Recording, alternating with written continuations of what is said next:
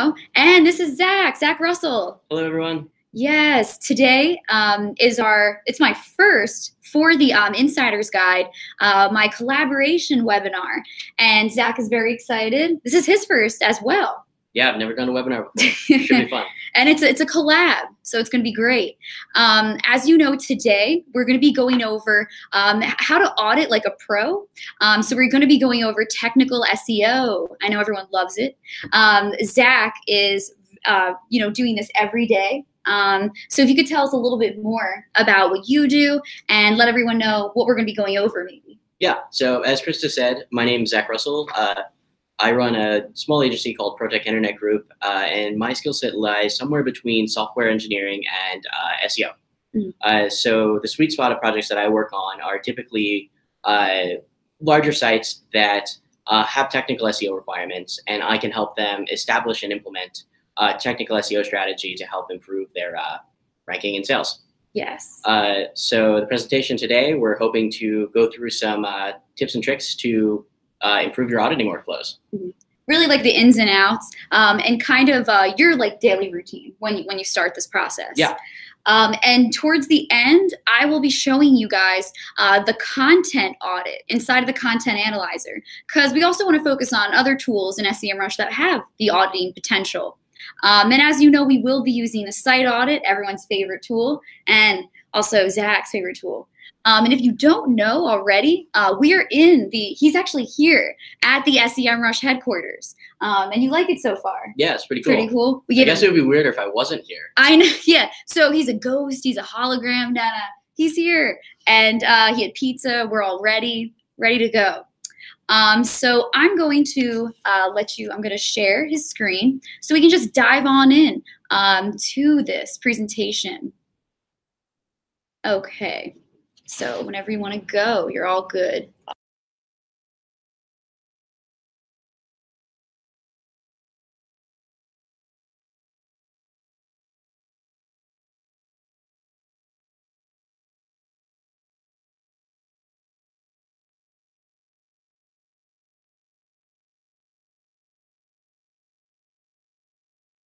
Me on mute. Okay, you're good now. All right. So this presentation is Auditing Like a Pro for Technical SEO. So don't really need to go too much about me since we already did an intro, but I've been doing SEO audits for clients professionally since around 2012. So I've been doing this a while. So the first question is, why are SEO audits important? Ooh, do you want to make it a little bit brighter so they can see? Ooh, sorry. Wrong button. Sorry, guys. You know, this is live. We just want to make it a little bit brighter. Okay. So all this right. is as bright as it gets. I know. I'm just trying to ask. Hi, guys. Okay, we're all good. Okay. So 1 second. I feel like, are you presenting to everyone? Let me. 1 second, guys. Having some issue. Okay. So this is presenting. Okay. All right. Because it looks like it's not. Okay. Now Zach.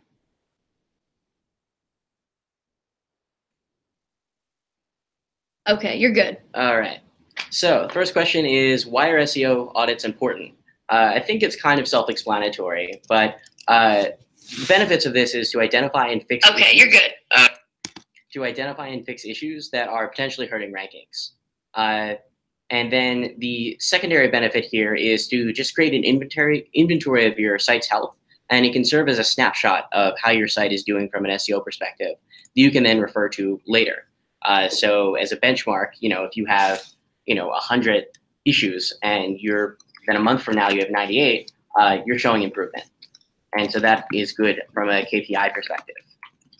The next thing is, why is monitoring important?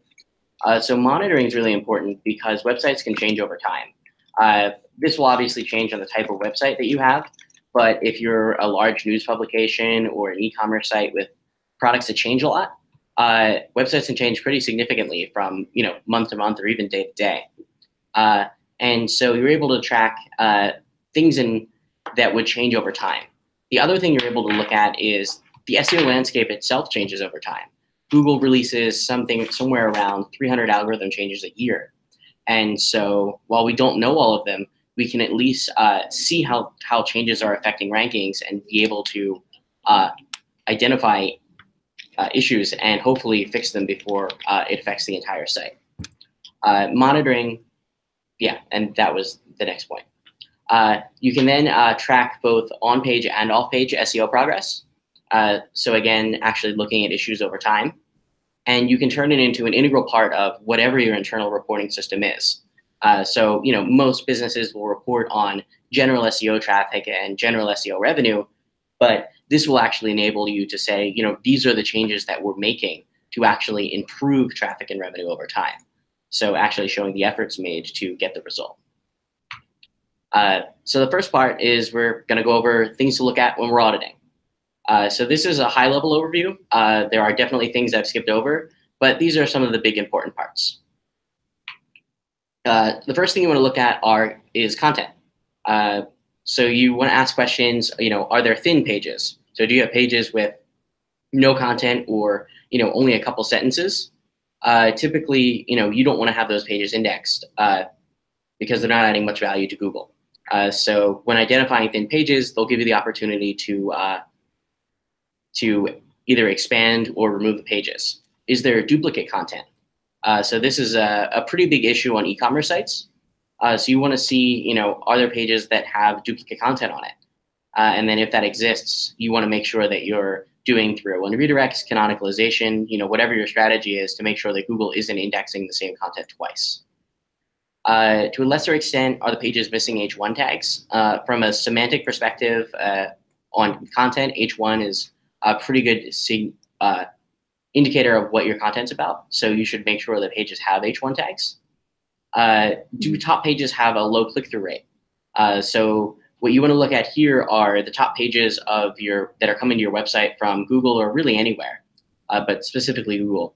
And then actually look at the click-through rates of the pages. And if you have a page that has an oddly low click-through rate, there's probably something wrong there. And so you want to make sure that, is your title tag optimized? Why aren't people clicking through proportionately to other top performing pages? The other thing you want to look at since mobile get in last year are there any obtrusive ads? Especially on mobile, if you have those, giant pop-up sign up for a newsletter things, you'll likely be penalized for that. The next thing you want to look at are crawl stats. And so the big thing to look at here is, has your crawl rate changed? So Google has, generally speaking, a crawl budget where they're going to crawl a certain amount of pages on your site a day. And Google adjusts that based on how easy your site is to crawl and the amount of content they think you have. So if you see a significant increase or decrease in crawl rate, that usually signifies that there is an issue. So we've had clients where they messed up canonicalization on the site and they added, over 1 million pages to their site that they didn't want indexed. And then there's also issues, someone gets too overzealous and blocks an important part of robots.txt and Google no longer crawls those pages. Next thing you want to look at here is index bloat, and this relates to crawl rate, meaning, so the way you want to look at this are how many pages are in Google's index compared to how many of those pages are actually getting significant traffic. And defining significant traffic will vary from site to site, but if you're an average site that's getting maybe 100,000 visits a month, if you have pages that are getting no visits or only a couple, are they actually valuable to Google? And is there a better alternative to have? The next thing to look at are 400 or 500 errors trending. 400 errors are something like a 404 not found. And while that's not an SEO issue, usually if there's a giant increase in 404s, it means that something like a site migration went wrong. So you want to make sure that if the 404s are happening, they are on purpose. And 500 errors are similar, but those are server errors. And typically, if they happen, you should fix them right away. Next thing to look at here are going to be your XML sitemaps and robots.txt. So for XML sitemaps, you want to look at, does the sitemap exist? If it doesn't, create one. Is the sitemap valid and up to date? So there are tons of tools you can use to validate your XML sitemap to make sure it's semantically correct, and if it's up to date, is meaning does it have the latest content? Some sites only update their XML sitemap every couple of months, and if you're adding new content every day, it can hinder the search engine's ability to find your content. Next thing you want to look at are there non-200 response codes or non-canonical URLs in your XML sitemap? Since an XML sitemap is specifically a list of URLs that you're telling Google and Bing that exist on your site, you want to make sure that those are the correct URLs and the preferred version of them. Because if not, you're going to create extra work for Google to do, and that's eventually going to affect your crawl rate. Mm-hmm. The next thing you want to make sure is that it's been submitted to Google and Bing. So Google is actually pretty good at picking up XML sitemaps, but with Bing, it's been stated that they have almost no way of crawling your site if you don't submit an XML sitemap to them. So what do you prefer sometimes? For with your clients, like, do you optimize for like, what do you like more? I mean, it's not a one or the other. It's just you have to go through to Bing Webmaster Tools, verify your site, and then upload the sitemap. Same way you would do for Google. So it's not huge steps to take, and the return, obviously, Bing is much less market share. But there has been times where we've actually submitted XML sitemaps to Google, and you get a 3 or 4% boost in search traffic, or to Bing, and you get a 3 to 4% boost in search traffic, and you didn't have to do anything. Wow, yeah. Outside of spending, a couple minutes of your time. True. Good to know. Also, someone was asking, like, where can you check your crawl rate? Yeah. In Google Search Console. So I can go and show that now quick. Thanks, Thomas. So all you have to do here is go into your Google Search Console, and you would just look at one of your sites here, and you would look at crawl. Oh, this is. Yeah, it'll switch over. Oh, nice. And then you go to Always crawl fun. and crawl stats. And so what you'll see here is this is the trend of traffic going to the site, and it spiked here. So this is something they probably want to look at. And so you can look at pages crawled per day. That's going to be obviously how many pages they crawl. Kilobytes downloaded per day is also important depending on the size of your site. So if the number of kilobytes go up per day, but the number of pages stays the same, that means that your pages has gotten significantly bigger. And so the question is why have they gotten bigger? And the next thing to look at here are time spent downloading it in milliseconds. And so this relates mostly to page speed. So if there is a significant boost in, how long it takes Google to download your page, they don't want to spend a lot of time doing it. So you're going to want to make sure that you've optimized that. Okay, good. No questions yet, but thank you. Awesome. So the next thing here is robots.txt. And so what we want to look at here is see if a robots.txt file exists. Is the obvious first thing to check. Is the robots.txt file valid? So you want to go through one of the syntax validators and make sure that you're making all your directives appropriately. Are there pages that are missing from robots.txt that should actually be blocked? So for example, if you're a WordPress site, you should probably disallow WP admin from being crawled, the WP login from being crawled. But then you should also specifically make sure, as the last point, is that there aren't any pages file blocked that should be. And this is specifically important for CSS and JavaScript because Google actually now uses Google Chrome to go and crawl your page. So if they can't access JavaScript on your site and you're doing something important in JavaScript, Google's not going to be able to see it. So you want to make sure that those resources aren't blocked. And you'll be able to get that information right from Search Console.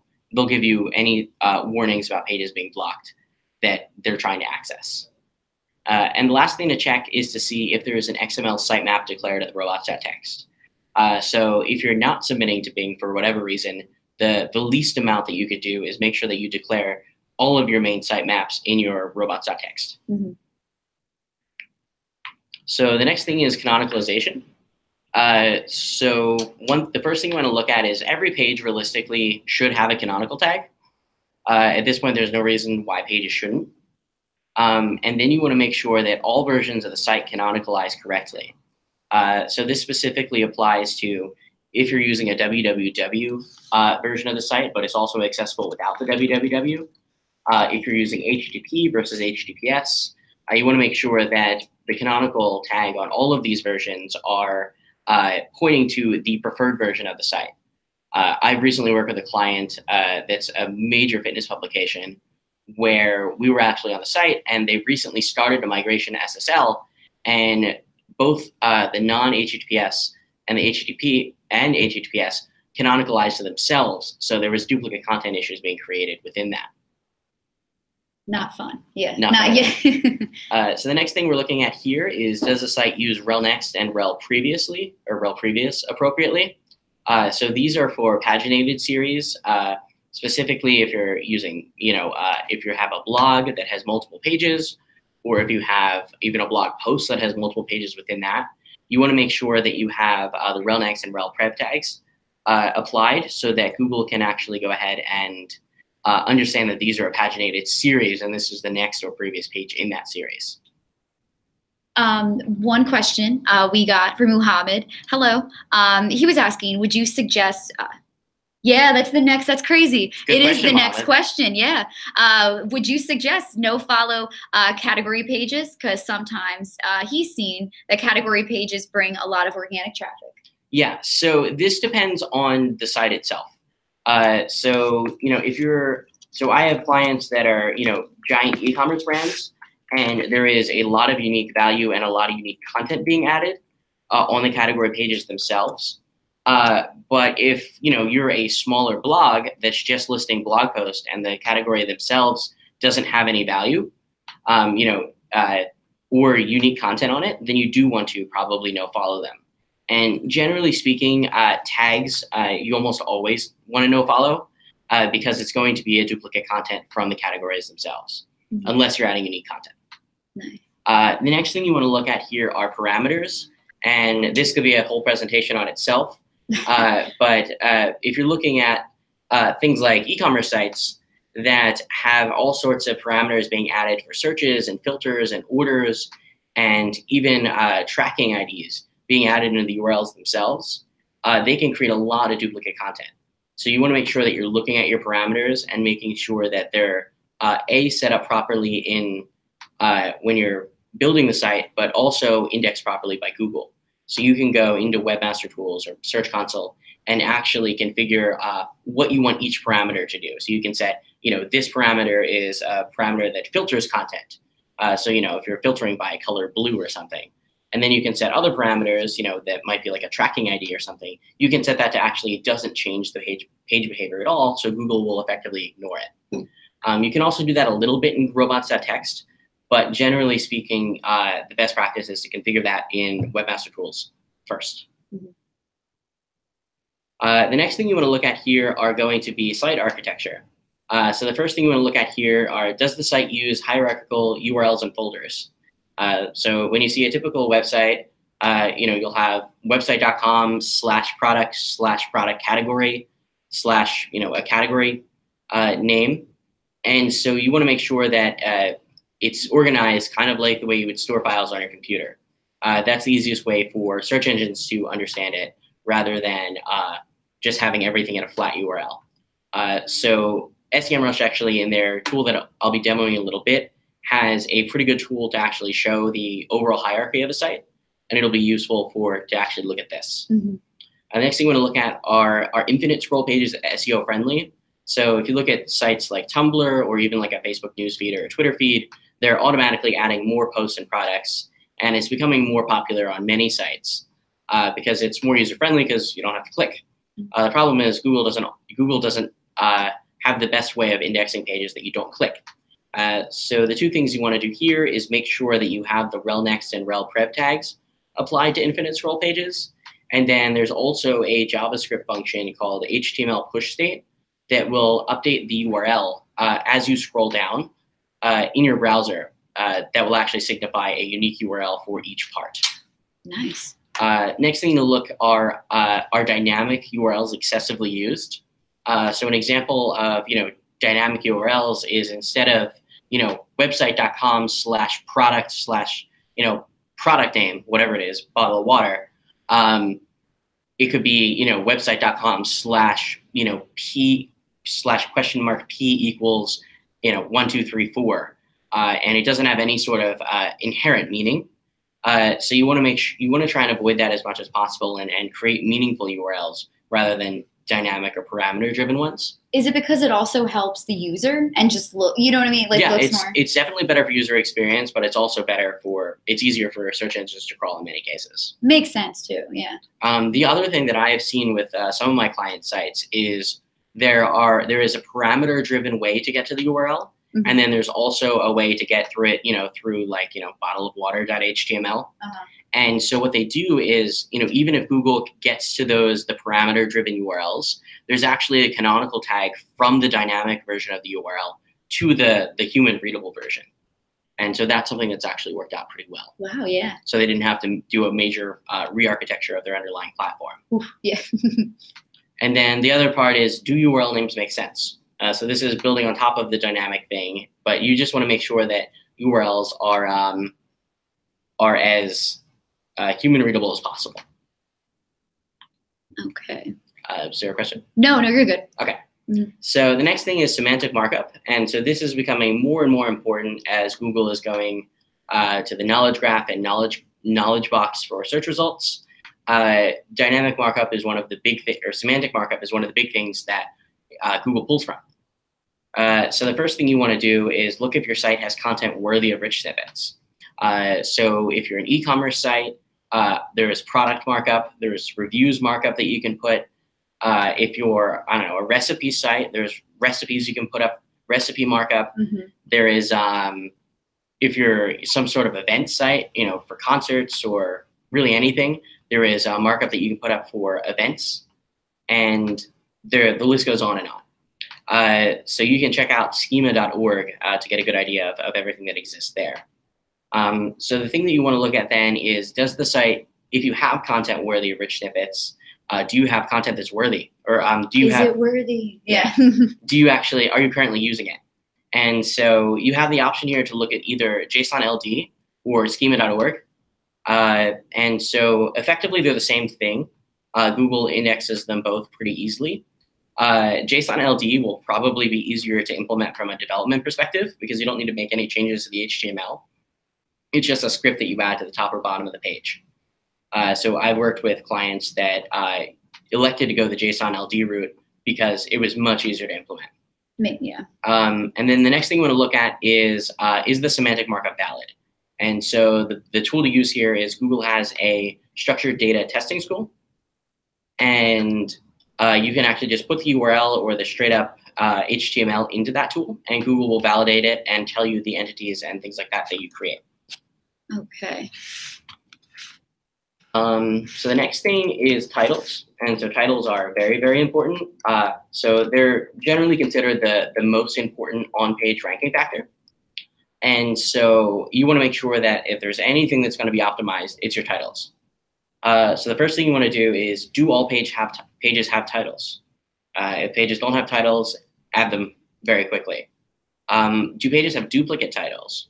So if there are two pages that have the same title, Google will generally speaking struggle to be able to differentiate between the two pages and will only rank one of them. So you want to make sure that for each title or each page you have, you want the title to be unique to the content of the page itself. Then you want to look at, are the titles within the recommended lengths? So there's two ways of measuring it, but the general way to measure this is between 30 and 65 characters, and I believe there's some sort of pixel limit as well, but this is an easy way to look at. And then, are titles descriptive and keyword focused? So you want to make sure that your page title has the keyword that you want to rank for, typically towards the beginning, but you also want to make sure that the titles are descriptive and human readable. If you have a title where you're just cramming keywords in, Google will be able to see it, as well as searchers will be able to understand that you're just trying to manipulate results, or at least it'll look unnatural. Mm-hmm. So the next thing that's really important to look at is site speed. Okay. Yeah. So want to go into SEMrush now, or want to briefly go over this? We can go in the tool. Sure. Yeah. Yeah. So looking at site speed is another important factor. The thing you want to look at here is, how fast does your site load? And you can use tools like GTmetrix and Pingdom to see how fast it loads. You then want to see how large your site is. So that's how many megabytes it takes to actually get to your page. So you want to reduce that as much as possible. And then how many requests happen per page load is basically how many different resources need to get requested in order for a page to load, such as CSS, JavaScript, external trackers, things like that. So you want to reduce that whenever possible, as well as looking at Google Page Speed Insights is a tool that you can use to speed up the internet a little bit. Okay. So yeah, from here, what we can do is go into the SEMrush tools themselves, and we can take a quick look at the site audit. The site audit tool. Mm-hmm. Okay. Ooh, so someone asked earlier, what about breadcrumbs in site architecture? Yeah, so breadcrumbs are definitely useful from a navigational perspective, mm-hmm. but they're not overly important from an SEO perspective if you already have a good architecture in place. But breadcrumbs definitely won't hurt anything. Okay. So looking at the SEMrush site audit tool, I'm looking at a site that I ran about a week ago. Mm. And so here is the dashboard. They give you a total score and the total number of crawled pages. And then they tell you how many pages are healthy, how many pages are broken, how many have issues, redirects, or blocked. And so this is useful. And you then can go into the issues page where they actually give you the specific issues that need to be fixed. So there's a lot of sites that have been blocked, or a lot of pages that have been blocked in this site. And another useful thing is you can send it directly to Trello if you're a Trello user, which I am. Love that integration, yeah. And so they have a whole big list of errors, warnings, and notices that you can go through and fix as needed. You can then look at the crawled pages. So this is a list of every single page that they crawled. And then more useful, you can look at the site architecture view and actually see in a typical directory structure how the site's actually been crawled. Mm-hmm. And so you can see that this actually follows a pretty good structure. Yes. Then they have statistics. So these are things looking at, for example, schema.org markup, open graph markup, and they have all sorts of statistics that you can look at to see what number of pages have these features. So example, canonicalization, every page should have this, and they all don't. Yeah. AMP is another thing you can check for. The next feature that's pretty useful is compare crawls. And so what this allows you to do is to compare your site at one point of time to another to track, progress or regression in your overall SEO metrics. So I don't have a second crawl for this one, but you would be able to see, how many pages existed on the site, what is your overall score, how many issues, and they'll tell you how many issues have been fixed, how many new issues did they find, and it goes down the list to find pretty much everything. Yeah. And it would be every crawl that you ever ran in your site audit. You have the dates. Right. Mm-hmm. And it's pretty unique too. I know that a lot of other tools, you don't see this. Yeah. Yeah, for site audits. Yeah, it's not built into a lot of tools. So yeah. It's nice to have a web contrast SEO stats. Mm-hmm, for sure. And then the last thing I have here is progress. And so there's only one crawl, but this will actually show, will be a bar graph or a line chart of what progress has been made on a month-to-month basis. Yeah, very nice. And inside the tool, do you normally just go into each section, or do you favor or you prefer any different section over any tab? Typically when I'm auditing, the issues tab is going to be the thing that you look at, and the crawl pages to an extent.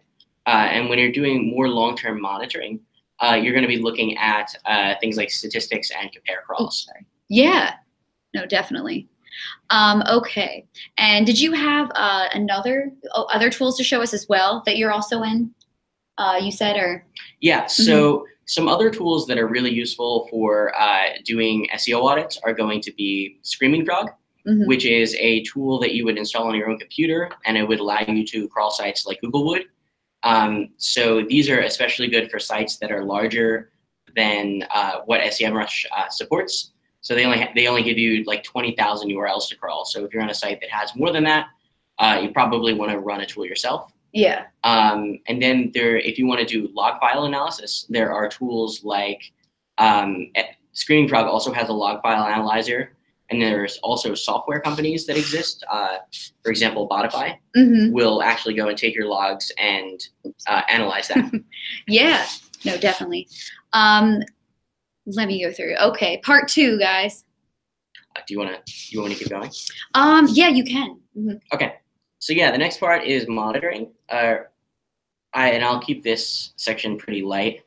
But we'll put the PowerPoints at the end. I'll have them in the YouTube channel below. So the first thing you want to look at for any website is to try and attribute SEO to business value. So you want to make sure that the traffic, revenue, leads, and overall conversions change proportionately with your traffic.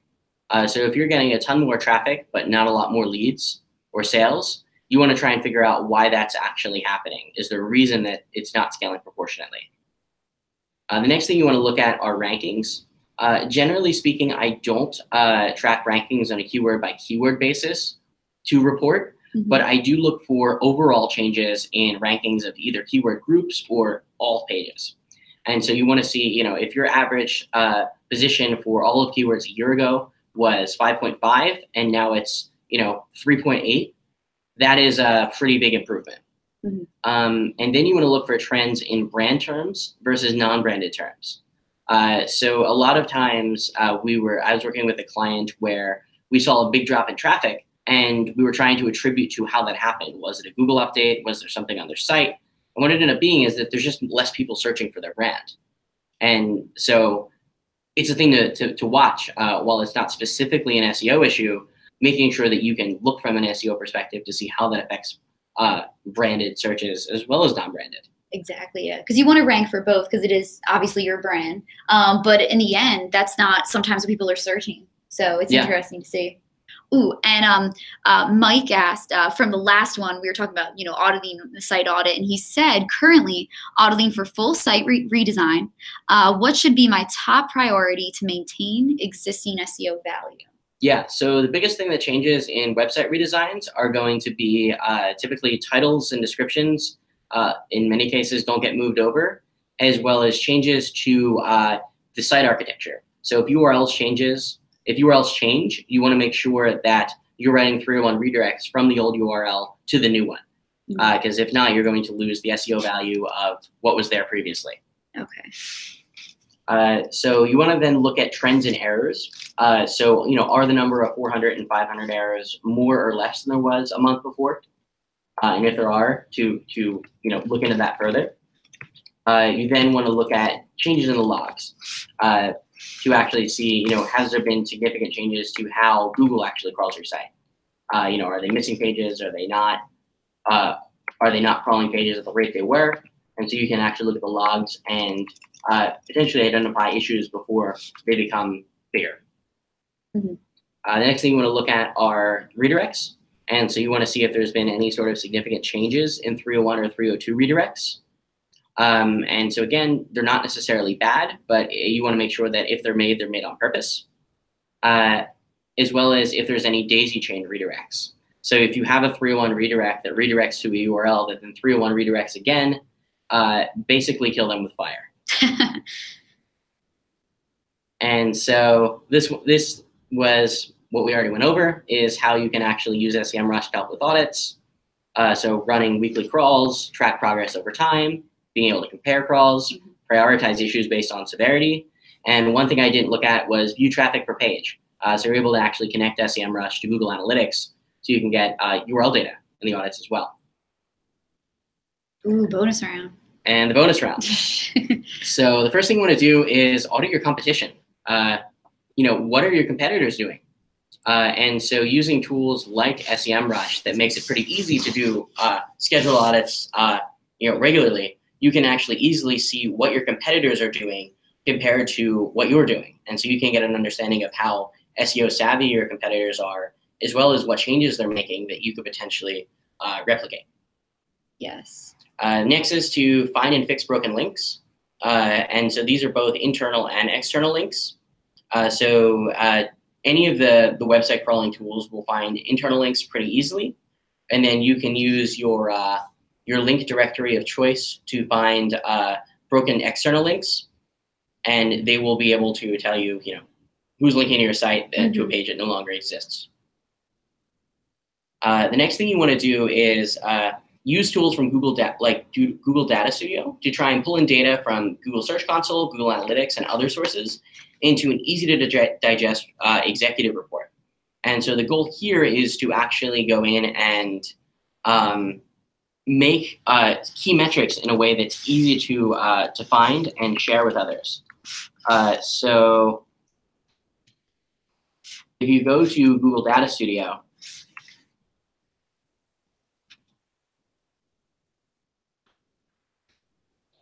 bear with me, it's loading. You'll actually be able to see, this is an example of a dashboard that I set up for a client that is pulling analytics data in this case. And we're just pulling all of their straight data and putting it into an easy to read format. And what's nice about Google Data Studio is that you're able to not only take it from one source, but you can actually take it from multiple sources. So in a case like this, you can pull from Google Analytics, you can pull from any of the link directory tools, as well as internal databases or Google Search Console to get backlinks and impressions and clicks to put it in an easy to read, easy to digest dashboard. And then you're also able to compare date ranges as needed. Nice.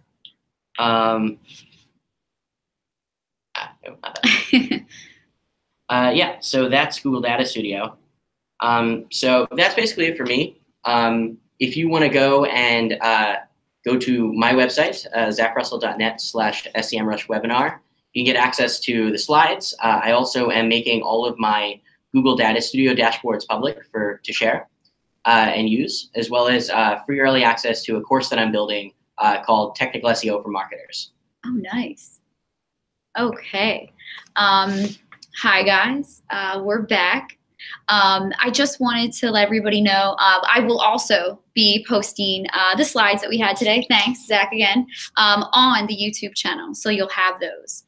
And I'm going to get into now the Content Analyzer, which is in the project section and is one of my favorite portions within the tool. So let's get into that. Thank you guys for bearing with us today. And here we go. The Content Analyzer. Have you ever actually been inside this yet, Zach? I'm not sure. I don't think I have, actually. Okay. Well, it is new. Well, it's one of the newer tools is what I like to say.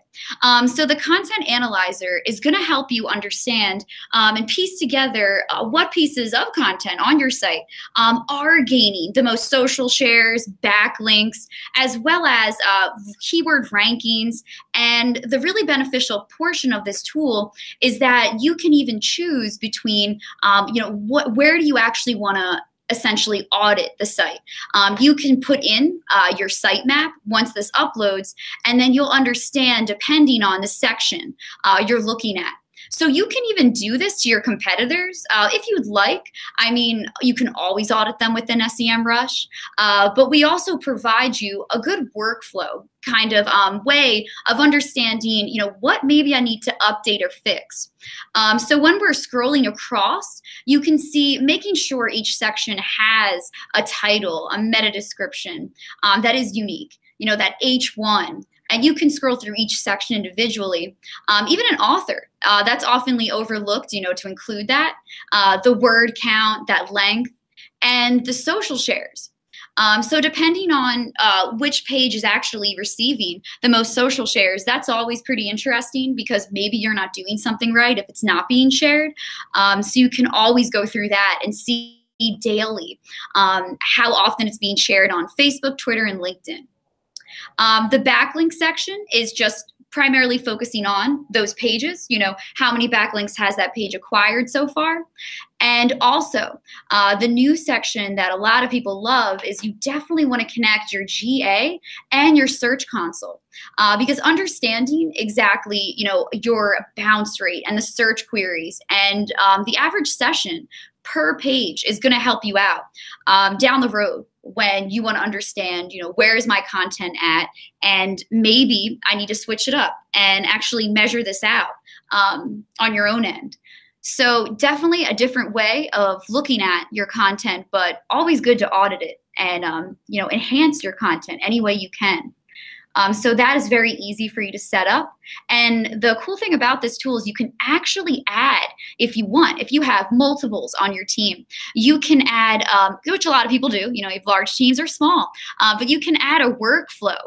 So you can set, maybe I'm starting this today, it's in progress. And you can even type out, what this is that you're working on. Maybe I'm writing new content, and write out a task right here. And once you add that task, it'll be set in there, and you can even, if you want, enrich content. Pretty self-explanatory. So when it's done, it's finished, and anyone else can come back in here and check it out. So you can see the metrics from the first day that you set that task, and anyone can go back in here, that had it before. That also has the credentials. And something else is that you can add and, definitely connect your Search Console so you can see those other search queries and that data to help you out per page. So this is the content analyzer.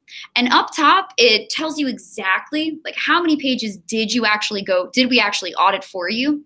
And right now it's still gathering the social shares. There's a lot for the travel channel, as you can see, the number of backlinks. And once you connect the GA and Search Console, that would be provided there. And also this is an easy workflow, understanding what you're starting, if you finish something right there. The next section is the post tracking. So that's going to allow you to not only keep track of, say, your posts or even guest posts on someone else's site. You can understand daily, just by copying and pasting a URL, exactly how many social shares have you had daily. Also, if there's any backlinks or even keywords that you rank for. So this is going to help you out with also comparing yourself to your competitors. And right here is where you would do that in the compare section, obviously. You can choose by the group URLs that I made to make it easier, or you can even choose resource to make it easy to compare, to understand, what is your competitor doing versus you. So down here, we can even choose the date, very handy, in the last 60 days, 30, and we can see who's gathering more social engagement versus backlinks. And it's kind of clear sometimes where you can validate and understand, this is where we need to focus versus, your other competitors. So like Travel Channel versus Lonely Planet blogs. Yeah, they're killing it. So looking at that can really help you understand maybe what you need to be focusing on versus your competition. And just coming back in the post tracking to show you, you can even go into the daily changes tab, and this is going to show us all the way at the bottom the backlinks they've acquired for those pages. So you can understand what backlink it is. You can even go to it, and also understanding when we first and last seen that backlink. So you can always have this potential, especially when you want to know where your competition, their blogs is getting, all of those backlinks from, because it's working for them, obviously. So we can go all the way at the bottom and look at theirs. So pretty awesome. And we also have a link building tool in SEMrush. So if you guys ever want to, you can definitely check that out and start link building. Okay. So that was kind of all for the content analyzer. I'm going to display my screen now, and we'll see. Let me see if there's any questions. You guys have been great. How do you feel so far? Pretty good. Yeah, first one. Good collab, good mixture of auditing for sure. Yeah. So let me just see, guys.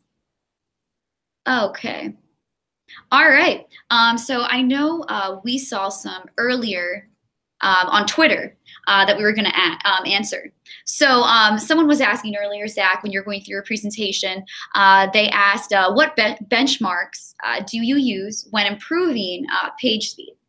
Yeah. So there's a couple tools and benchmarks that you can look for, but the big thing that you want to look at is the total size of the site. So my ideal benchmark is to have the size under a megabyte. You want to look at the number of requests. So ideally, the number of requests that should be made should be under 50. And then you want to actually look at the page speed itself. How fast does it load? And then the ideal scenario is you get your site loading under 1.5 seconds globally.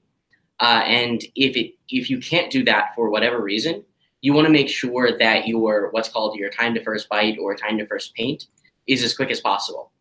So things like images or maybe third-party trackers can be loaded later, but the content needs to load very quickly. Yes. And also, talking about the errors, warnings, and notices in SEMrush, a lot of times users always ask, like, where do I start?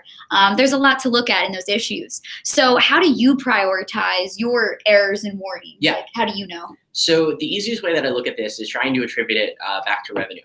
And so we want to look at what changes will actually have the most profound impact on search results and the quickest results, as well as how much resources internally are required to get those changes implemented. So if it's a simple content change, then that's going to require less resources than something that you need to, include an engineering team to actually make changes to a site. Makes sense, yes. And one of the last ones that we saw on Twitter was, what tools do you use for log file analysis? Yeah, so I mentioned this before. Basically, Screaming Frog's log file analyzer is the best easy tool to use. And then Botify exists for more complex analysis. And you can also, if you're more technical, you can use something like Elasticsearch and combine that with Kibana or Logstash. Oh, okay. All right. So it seems like we're almost out of time. So thank you guys so much for attending today. I know Zach had a great time, right? That I did. Yeah. And I hope this helped everyone out with, auditing in SEO and also content. Because a lot of people forget that SEMrush has all those different aspects. So we want to say thank you. And bye, guys. We'll see you next time. Thanks a lot.